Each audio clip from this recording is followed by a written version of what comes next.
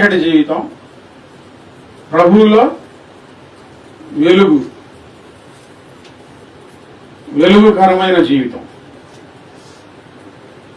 గుర్తు చేస్తున్నారు. మీరు పూర్వమందు చీకటి అయి ఉన్నారు.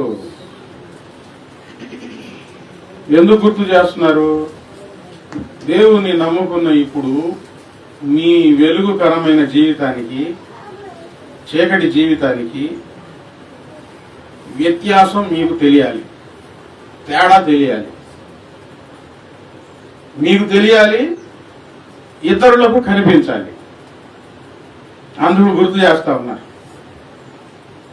దేవుని నమ్ముతారు కానీ, ఆరాధన చేస్తూ ఉంటారు కానీ జీవితంలో వ్యత్యాసం కనిపించదు. దేనికి? దానికి స్పష్టంగా చక్కగా వాక్యంలో రాయబడిన మాట. తీతుకు రాసిన పత్రికలో 1వ అధ్యాయంలో 16వ వచనంలో, తీతుకు రాసిన పత్రిక 1వ అధ్యాయం 16వ వచనంలో, దేవుని ఎరుగుదుమని వారు చెప్పుకుందరు గాని అసహ్యులను అవిధేయులను ప్రతి సత్కార్యము విషయమై భ్రష్టులనై ఉండి తమ క్రియల వలన ఆయనను ఎరుగమన్నట్టున్నారు. దేవునిని ఆరాధిస్తూ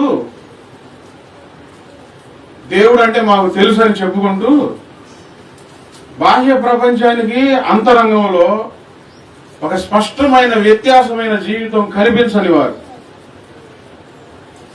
జీవితంలో వ్యత్యాసం లేదు, పాత జీవితానికి నూతనమైన జీవితానికి. దేవుని ఎరుగుదుమని వారు చెప్పుకుందరు గాని అసహ్యులు అవిధేయులు ప్రతి సత్కార్య విషయమై భ్రష్టులునై ఉండి తమ క్రియల వలన ఆయనను ఎరుగము అన్నట్టున్నారు. పనులు ఏం చెప్తున్నాయి? మనం చేసే పనులు దేవుడు అంటే ఎవరో తెలియదు. నేను కొంచెం విడమర్చి చెప్తా ఉంటాను, అది కొంతమందికి కడుపులో గుండెల్లో మండుతూ ఉంది.